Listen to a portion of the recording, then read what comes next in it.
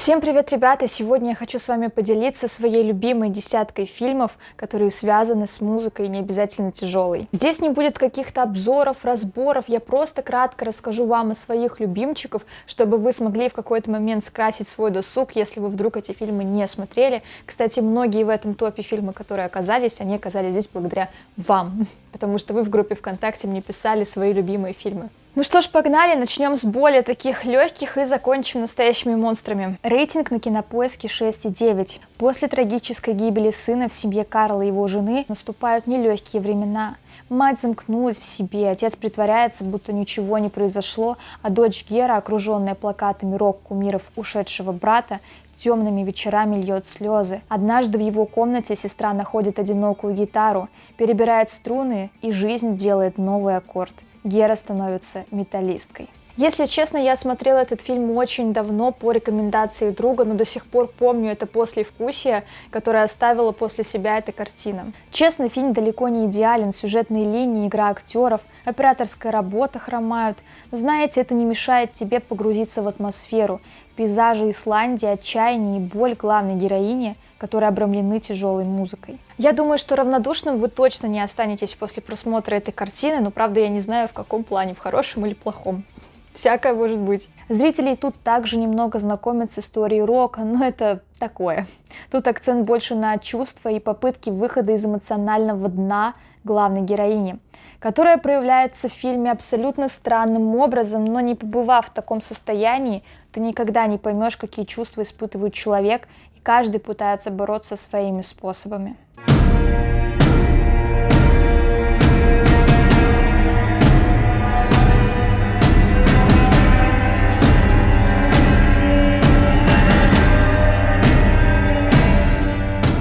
Рейтинг 7 на Кинопоиске. Я, в принципе, согласна с рейтингом. В небольшом финском городке 4 потлатых друга играют тяжелую музыку в подвале дома и по совместительству оленьей фермы одного из них. Да так, что олени готовы покончить с собой. Когда проезжавший мимо иностранец оказывается промоутером крупного норвежского метал-фестиваля, и ребята дают ему свою демо-запись, то вся деревня решает, что они настоящие рок-звезды. Теперь и гопники, дразнившие наших героев, предлагают вместе выпить. Вообще в фильме собрали все самые распространенные клише и стереотипы о металлистах, которые присутствуют как и среди этого сообщества, так и среди других людей, которые не предпочитают тяжелую музыку. Если честно, когда я начинала смотреть этот фильм, я не особо возлагала на него какие-то надежды, думала, наверное, какая-то проходная штука, но это, в принципе, очень годная комедия. Если вы хотите скрасить свой вечер, то я думаю, что этот фильм стоит выбрать, потому что он такой достаточно ненапряжный, крутой,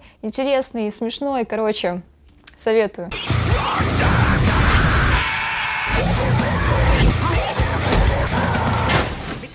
Рейтинг 7,7 на Кинопоиске. Сейчас мы пойдем к более нашумевшим фильмам. Многие из вас их видели, но если вдруг кто-то упустил, то обязательно к просмотру, как говорится. Детройт, 95-й год. Блестящая и многообещающая политика индустриального развития города терпит крах и приводит к хаосу и неразберихе, что в результате выливается в один из самых серьезных в американской истории конфликтов между белым и цветным населением. Люди, мирно жившие рядом, оказались по разные стороны баррикад. Шоссе 8-я миля, отделяющее Детройт от пригорода, становится разделительной полосой. Происходящее в городе находит свое отражение в музыке. В бедных кварталах пригорода, где главная цель выживания, для многих обитателей хип-хоп становится эмоциональной отдушиной, средством, помогающим вырваться из жесткой повседневной реальности. Как комментирует Эминем, этот фильм не является его автобиографией, он всего лишь исполнил роль. Слоган фильма гласит «Каждый миг – это шанс». И действительно, нам показывают героя по кличке Кролик, который скорее выживает, чем живет, и только одно увлечение пробуждает в нем огонь – рэп. Но, казалось бы, в то время и в том месте у него нет шансов пробить огромную стену и показать себя, но он идет на риски и не упускает возможности проявить себя, хоть и жизнь только и делает, что вставляет палки в колеса, но успех без жертв не обходится. Ой, ну это один из любимых фильмов, просто прекрасный Эминем, прекрасный саунд, прекрасно все. Это вот просто один из тех фильмов, которые могут мне дать реальный пинок под зад. You don't know what the fuck I've been through, but I know something about you. You went to Cranbrook, that's a private school.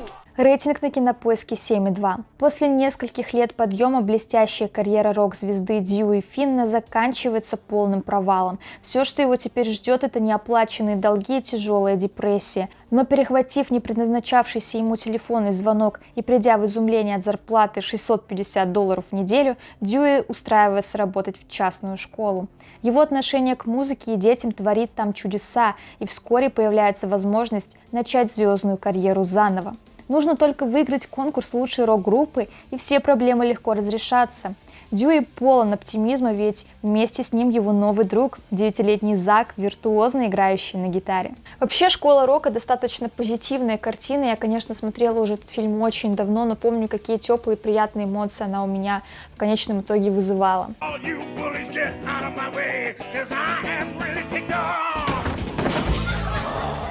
Звезда родилась. Рейтинг на Кинопоиске 7,3. Кантри-музыкант Джексон Мэйн, чья карьера быстро катится под откос, однажды знакомится с никому неизвестной талантливой певицей Элли. Между героями вспыхивает страстный роман. Джек помогает Элли добиться успеха, но чем стремительнее набирает обороты музыкальная карьера Элли, тем сложнее ему мириться со своей увядающей славой. Знаете, в этом фильме очень много оставили за кулисами.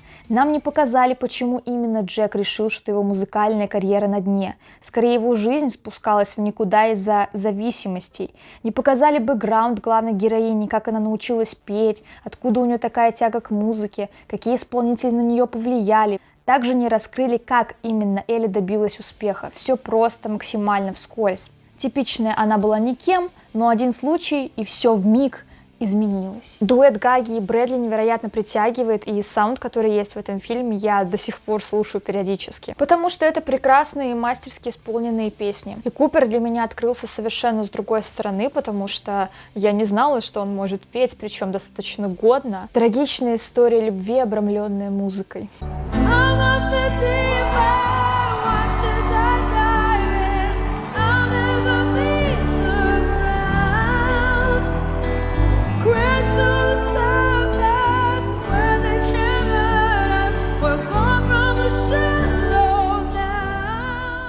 Богемская рапсодия, рейтинг на Кинопоиске 8. Это чествование группы Queen, их музыки, их выдающегося вокалиста Фредди Меркьюри, который бросил вызов стереотипам и победил условности, чтобы стать одним из самых любимых артистов на планете. Фильм прослеживает головокружительный путь группы к успеху благодаря их культовым песням и революционному звуку. И также здесь зацепили их триумфальное воссоединение накануне концерта Live Aid, ставшим одним из величайших выступлений в истории рок-музыки. Вообще на тему этого фильма ходило очень много споров, разногласий, и я вам скажу так, что у меня тоже достаточно противоречивые эмоции касаемо этого фильма, но то, что его стоит посмотреть, это 100%, потому что как минимум ради ностальгии и как максимум ради игры Рами Малика, потому что он вложился в эту роль по полной программе, и я считаю, что он преуспел.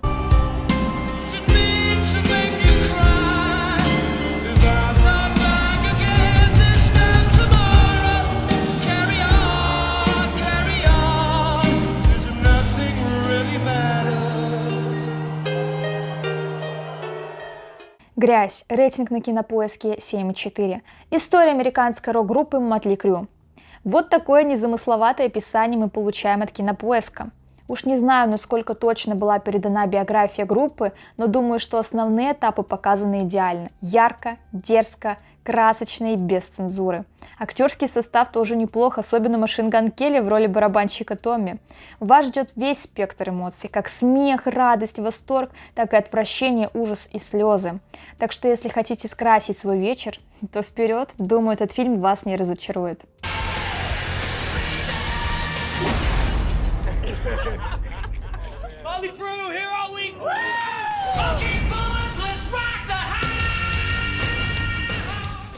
«Американский дьявол», рейтинг на Кинопоиске 6,2. Молодые музыканты бросают колледж и отправляются в Голливуд навстречу мечте. Но средств на жизнь не хватает. Группе приходится жить в фургоне. Загадочный незнакомец видит в них огромный потенциал и, манипулируя их чувствами в момент слабости, заставляет заключить сделку с дьяволом. Теперь их музыка в буквальном смысле может изменить мир. Но смогут ли музыканты вернуть контроль над собственной жизнью, пока не стало слишком поздно? Эта история намного глубже и шире, чем посредственный рассказ о нелегкой жизни начинающих рок-музыкантов. Это история о выборе, который приходится совершать каждому человеку на протяжении всей жизни. Легко быть правильным и верным, когда у тебя нет альтернативы. Но что происходит, когда тебе становится доступно практически все? Когда грани между плохим и хорошим стираются? Насколько правильным и верным тогда ты сможешь быть? И сколько оправданий для себя самого ты сможешь придумать, совершая очередной неверный поступок? Картина заставляет задуматься о том, кто же все-таки виноват в последствиях принятых нами ужасных решений, обстоятельства, на которые чаще всего мы ссылаемся, или же все-таки мы сами не способны проявить достаточно воли, чтобы противостоять искушению. Хочется выделить саунд в этом фильме, как минимум ради него стоит посмотреть эту картину. Я вообще изначально, давно уже, когда только открыла этот фильм, я увидела, что там есть в саунде In This Moment, и поэтому я такая, так, я смотрю. И вообще ни разу не пожалела, что посмотрела классное кино.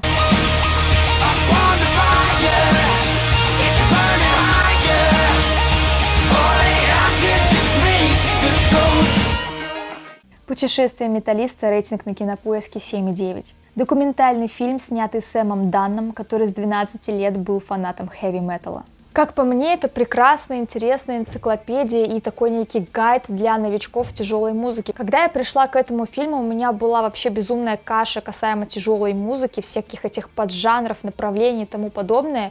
И этот фильм разложил мне все по полочкам. Не то чтобы я уже все это прекрасно запомнила и стала гением в тяжелой музыке, у меня до сих пор очень много каши в голове. Но, блин, надо пересмотреть этот фильм, потому что он действительно крутой. Картина смотрится на одном дыхании. Она выстроена очень четко и затрагивает совершенно разные аспекты, окружающие тяжелую музыку. Зарождение жанра, появление разных направлений, религия и тому подобное. Вы увидите огромное количество интервью от ваших любимых музыкантов и узнаете их мнение по поводу различных тем. Я думаю, что только ленивый не посмотрел этот фильм, если вы, конечно, интересуетесь этим жанром. Но все-таки, если вы пропустили, обязательно исправляйтесь. Создатель проделал колоссальную работу. Какая идеология стоит за песнями Горгорота?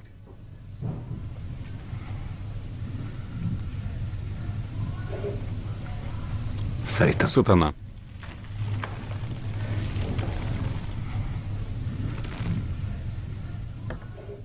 Одержимость, рейтинг в Кинопоиске 8,3. Я поставлю, 10 из 10. Эндрю мечтает стать великим. Казалось бы, вот-вот его мечта осуществится. Юношу замечает настоящий гений, дирижер лучшего в стране оркестра. Желание Эндрю добиться успеха быстро становится одержимостью.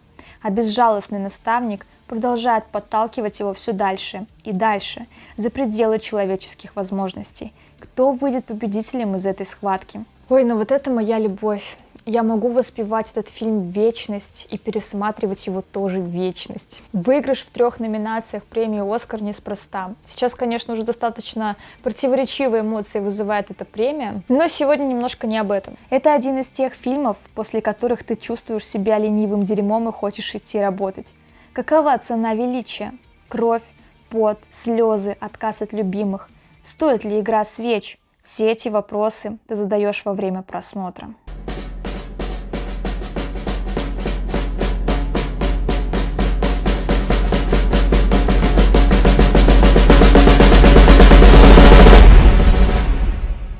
Ну что ж, и на этом все, ребята, вот такой небольшой видос получился. Я надеюсь, что вы нашли для себя какое-то интересное кино и обязательно скрасите свой вечер одним из них. Спасибо вам большое за просмотр. Напишите внизу в комментариях еще свои любимые фильмы, связанные с музыкой. Пока!